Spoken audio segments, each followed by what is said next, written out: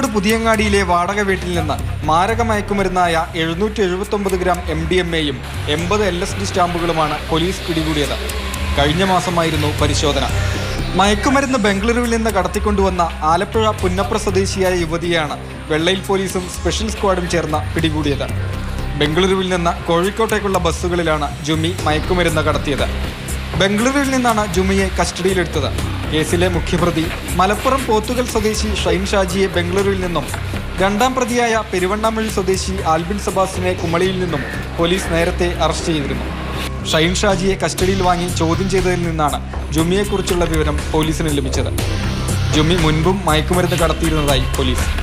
സ്ഥിരമായി ലഹരി ഉപയോഗിക്കുന്ന ജുമി കാരിയറായി ഉണ്ടാക്കുന്ന പണം കൊണ്ട് ആർഭാട ജീവിതം നയിക്കുകയായിരുന്നു പതിവെന്ന് പോലീസ് പറയുന്നു. ഒന്നാം പ്രതിയായ ഷൈൻ ഷാജി MDMA കേസിൽ നേരത്തെ 2 വർഷം ജയിൽ ശിക്ഷ അനുഭവിച്ചിട്ടുണ്ട്. ജയിലിൽ നിന്നിറങ്ങിയതിനു ശേഷവും മയക്കുമരുന്ന് വിൽപ്പനയിലേക്ക് കടക്കുകയായിരുന്നു. മയക്കുമരുന്ന് വിപണന സംഘത്തിൽ കൂടുതൽ പ്രതികൾ ഉൾപ്പെട്ടിട്ടുണ്ടെന്ന് അറിയിക്കുന്നു പോലീസ്. ഇവരിലേക്കുള്ള അന്വേഷണം പുരോഗമിക്കുന്നു.